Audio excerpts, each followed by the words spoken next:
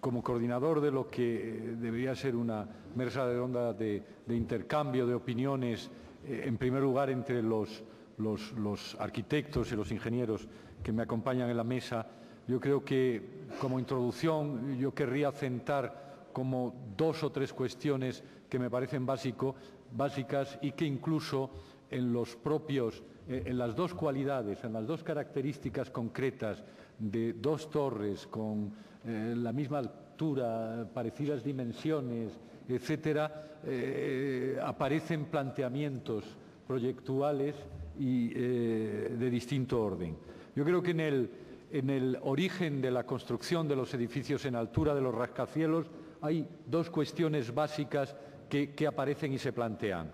Una es la función de la retícula estructural en la fachada, un principio que la edificación en altura había tomado de la construcción tradicional y que paulatinamente viene siendo negada por la nueva lógica de la construcción, de la edificación de la propia altura. La otra es la complejidad de sección. Los primeros edificaciones en altura llegaban a conseguir, digamos, esa rentabilidad económica y significativa a partir de esa complejidad. La presencia determinante del proceso constructivo de la edificación en altura moderna casi obliga o condiciona la planta prácticamente repetitiva y neutra. Distinto es que los bordes o los perímetros vayan modificando su geometría para conseguir una volumetría más o menos movida, pero en esencia la relación entre espacialidad, escala de la estructura sigue siendo inmediata y el carácter horizontal de la planta sigue siendo determinante. Y yo en ese sentido quería plantear solo tres preguntas sobre estos temas para que cualquiera de los intervinientes la plantearan.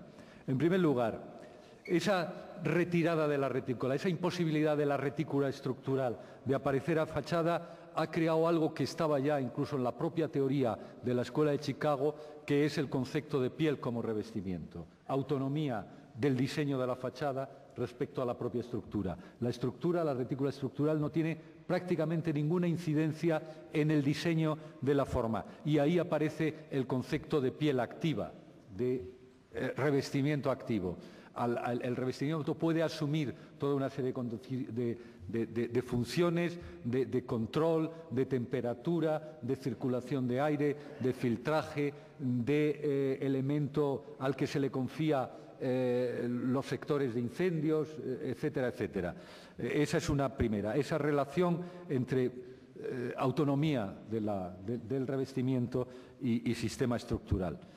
Algo que casi parece que expresa metafóricamente esa disociación entre el proyecto de ingeniería y el proyecto de arquitectura, como si eso no fuera quizás nocivo para la propia arquitectura.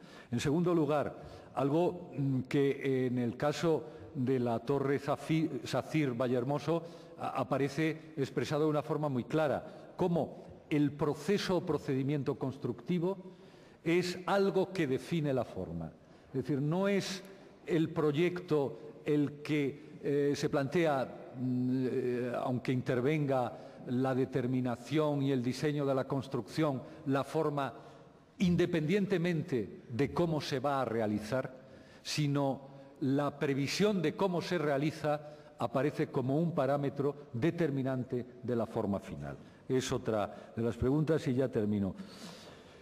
Hablar de edificación en altura es hablar de límites. Se suele decir de una manera más o menos convencional que la posibilidad de esa especie de reto de edificación en altura muchas veces viene limitado por la capacidad de la propia estructura de resistir su peso propio, ¿no? Por supuesto que intervienen más factores como la rigidización, los parámetros incluso de flexibilidad y de formación y de movimiento, que la naturaleza humana tiene también sus límites, ¿no? Ya estaría uno en un avión, no estaría en un edificio posiblemente. Pero claro, yo es que entiendo que hay más límites. Por ejemplo, la relación entre espacio útil y estructura. Es decir, ese sistema mixto en el que parece necesario que a la edificación en altura el núcleo central tenga una gran rigidez, llega un momento en que ese núcleo, que normalmente solo sirve para, aparte de su función estructural, para todos los sistemas de conexión y comunicación vertical o de alimentación de energía, empieza a establecer una presencia tan dominante sobre los posibles vuelos de la planta a las que se le confía los elementos estructurales en acero u otros sistemas, que me imagino que toda vez que el rascacielos surge, no por la invención del ascensor, gracias a la invención del ascensor, pero por un impulso de la economía de mercado, de conseguir una mayor plusvalía sobre el terreno, esos límites, esos umbrales, yo creo que marcan también o pueden marcar una diferencia. Y después también en algo que los datos desde fuera también me resultan sorprendentes, los datos de relación entre peso propio y sobrecarga. Algunos los habéis dado. Quiere decir que llega un momento en que la estructura funciona para mantener el peso propio. La sobrecarga es completamente indiferente, no es prácticamente ningún factor determinante de la estructura. Yo creo que eso es otro límite fundamental también que actúa. Pero bueno, estas serían las preguntas de una manera más o menos provocadora, improvisada, que yo pondría sobre la mesa y que os rogaría que intervinierais. Sí, Julio, ¿no? No, me pido la 3, vale. Yo no sé el número, me pido 2 de ellas. Bueno, adelante, yo esto ya, cada cual pide su turno. Que la gestación de la torre, Sacir Vallehermoso viene dada de la eficacia de la construcción, de alguna manera, en el sistema constructivo es el que ha generado la forma. Yo creo que no es así, o sea que realmente es la confianza en que una geometría intuida desde el principio y siendo fiel a esa intuición y siendo fiel a llevarla hasta los últimos extremos, pues cuando hay veces que las intuiciones son buenas, a veces que las intuiciones son peores. En este caso, pues se ha ido confirmando que esa eficacia geométrica con la que se arranca inicialmente, cuando se conocen muy pocas cosas todavía de la torre, pues acaba puede resultar llevada hasta el final. Y la segunda que yo creo que es un tema bueno, pues muy debatido, es si el núcleo debe estar en el centro de la torre o no debe estar en el centro de la torre. Desde luego hay muchas torres, quizá la forma más convencional, más tradicional, y aprendida quizá de la naturaleza, ¿no? El tronco está en el centro y por allí se mueve todo en vertical, tanto las personas como las instalaciones, el aire, las instalaciones que eso conlleva, pero ya ha habido experiencias de llevar los núcleos a los extremos y liberar el centro. Realmente lo que ocurre es que en estos edificios, en cuanto a la superficie en planta empieza a ser de un gran tamaño, el centro es muy poco operativo, es muy poco útil. Desechamos muy rápidamente la solución de llevar los núcleos a los 3 extremos del trípode, porque lo que surgía en el centro era un gran atrio, un gran vacío. Es un sitio donde ya no llega la luz natural, donde la normativa de oficinas en Madrid creo que no tanto, pero desde luego en Alemania dice que no se puede poner un puesto de trabajo a más de 7 metros de una fachada. Es decir, los primeros 7 metros serán muy rentables económicamente, pero en la zona central lo más que se puede poner es vacíos, que es lo que poníamos nosotros, que espacialmente pueden tener una cierta riqueza, pero que vimos rápidamente que los hoteleros con los que se estaba empezando las negociaciones no les interesaba. Pese al modelo americano de grandes hoteles con los atrios vacíos en el centro, las complicaciones a fuego, evacuar fuego de esos espacios, la sectorización de fuego, que aquí era de dos veces, o sectorizar la planta 2 veces, eso lo hacía dificilísimo. No digo que sea imposible, pero sí dificilísimo, y desde luego cuando ya llegaron conversaciones con hoteles de la cadena del Sheraton o de Hilton y decían que no querían ese tipo de hoteles porque la gente se suicida en esos lobbies, pues porque debe ser muy espectacular, efectivamente, aparecer allí fiambre en el vestíbulo, pues no lo querían ni en pintura, pues era un edificio que perdía ya la eficacia que nosotros nos habíamos planteado inicial. Queríamos dar una respuesta eficaz a nuestro cliente que nos había llamado, el que había depositado la confianza en que hiciéramos ese edificio que fuera capaz de resolver todos sus problemas, ¿no? Bueno, entonces yo creo que efectivamente, en cuanto además, posiblemente lo más caro de estos edificios, lo más caro de cara incluso desde el punto de vista comercial, incluso desde el punto de vista plástico y arquitectónico, es la fachada, es decir, los edificios venden fachada. Los hoteles de momento, no digo de momento porque ya parece que se están pidiendo licencias, me han dicho en Londres, para hacer hoteles sin ventanas, es decir, un poco a la japonesa. Pero de momento aquí los hoteles y las oficinas tienen que tener un contacto con el exterior, pues el centro de estos edificios, en cuanto a la planta sea en torno a los 1.600 metros cuadrados, es una gran superficie que no se puede comercializar, es inútil. Bien. Solamente hacer una pequeña reflexión contestándote a ti, porque podría haber quedado una idea confusa de que estamos tocando techo con esa sugerencia de que el peso propio de la estructura es tanto que casi no queda capacidad para sobrecargas. Muy brevemente, las capacidades crecientes muy deprisa de resistencia de los materiales, habéis visto cómo hemos hablado tanto en la Torre Sacíbar y Hermoso como nosotros, de hormigones de 450, 600, 700 kilos centímetro cuadrado. Bueno, todos conocéis que hasta hace poco, cuando se hablaba de hormigón de 250 o 300, ya había que ponerse en pie y cuidar. Bueno, esos aumentos de resistencias aceptan, como es lógico, capacidades de carga cada vez mayores. Por supuesto, también estamos hablando de aceros de muy alta resistencia, y, por tanto, estamos lejísimos de haber llegado a algún tipo de límite. Es ahora en Madrid que con estas 4 torres empieza un poco a romperse a una construcción en altura que es, desde el punto de vista, yo entiendo, formal, urbanístico, en el sentido de ciudad densa y concentrada, una solución buena. Y tengo la ilusión de que cuando se desbloquee el ensanche de la Castellana con las fórmulas del desarrollo urbanístico de la de Chamartín, pues que probemos y confirmemos que los 250 metros de estas torres serán poca cosa, y espero y anhelo y animo a cualquier promotor, constructor o arquitecto que quiera probar luces y estructuras de edificios de 500 metros, adelante, aquí estamos. ¿Te parece? Sí.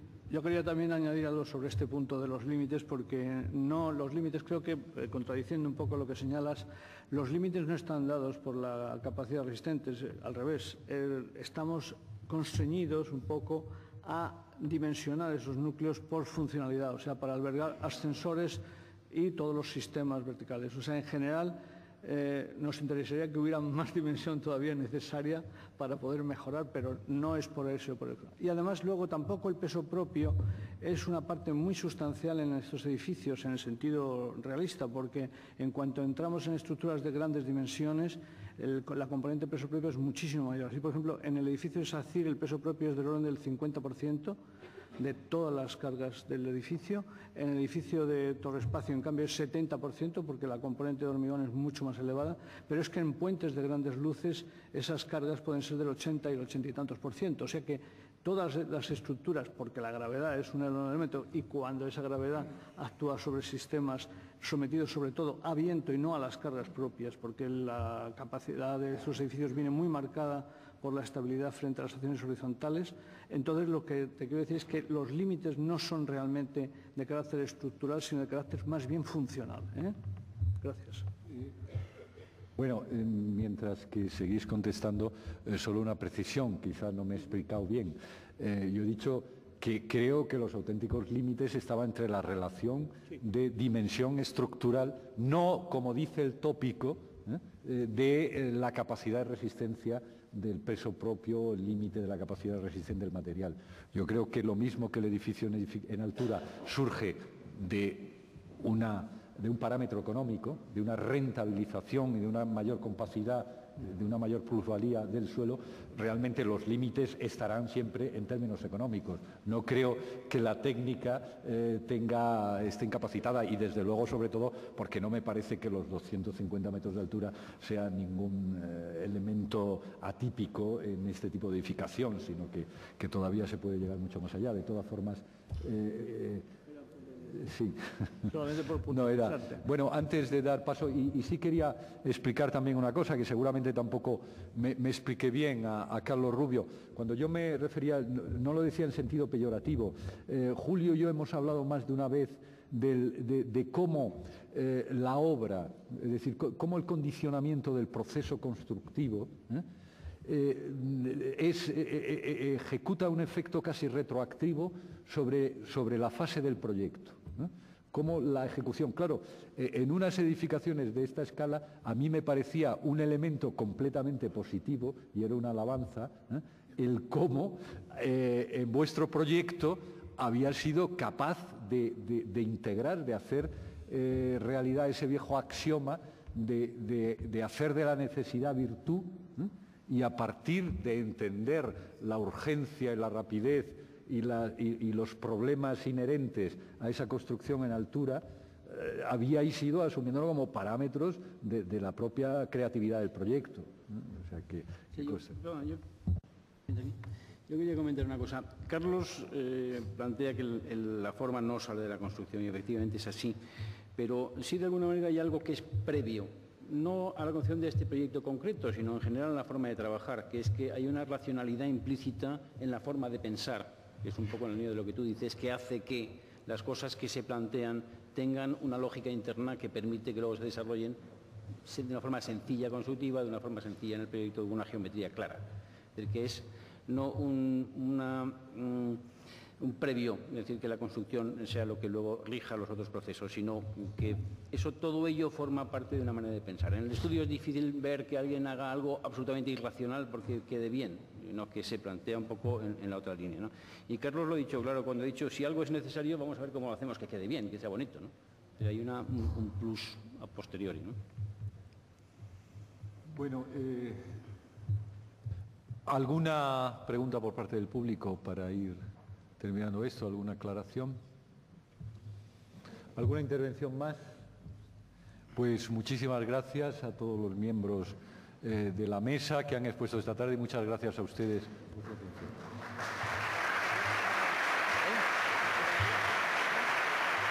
De funciones de control, de temperatura, de circulación de aire, de filtraje, de elemento al que se le confía los sectores de incendios, etcétera, etcétera. Esa es una primera, esa relación entre autonomía del revestimiento y sistema estructural. Algo que casi parece que expresa metafóricamente esa disociación entre el proyecto de ingeniería y el proyecto de arquitectura, como si eso no fuera quizás nocivo para la propia arquitectura, de distinto orden. Yo creo que en el origen de la construcción de los edificios en altura, de los rascacielos, hay dos cuestiones básicas que aparecen y se plantean. Una es la función de la retícula estructural en la fachada, un principio que la edificación en altura había tomado de la construcción tradicional y que paulatinamente viene siendo negada por la nueva lógica de la construcción, de la edificación de la propia altura. La otra es la complejidad de sección. Los primeros edificaciones en altura llegaban a conseguir, digamos, esa rentabilidad económica y significativa a partir de esa complejidad. La presencia determinante del proceso constructivo de la edificación en altura moderna casi obliga o condiciona la planta prácticamente repetitiva y neutra. Distinto es que los bordes o los perímetros vayan modificando su geometría para conseguir una volumetría más o menos movida, pero en esencia la relación entre espacialidad, escala de la estructura sigue siendo inmediata y el carácter horizontal de la planta sigue siendo determinante.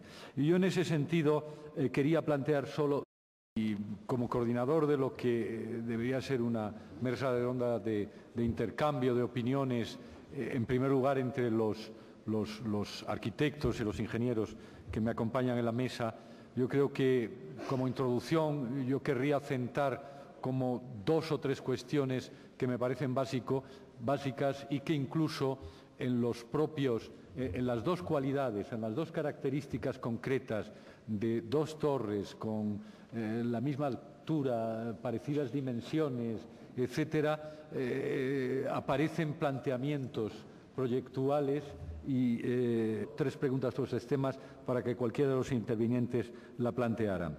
En primer lugar, esa retirada de la retícula, esa imposibilidad de la retícula estructural de aparecer a fachada ha creado algo que estaba ya incluso en la propia teoría de la Escuela de Chicago, que es el concepto de piel como revestimiento, autonomía del diseño de la fachada respecto a la propia estructura. La retícula estructural no tiene prácticamente ninguna incidencia en el diseño de la forma y ahí aparece el concepto de piel activa, de revestimiento activo.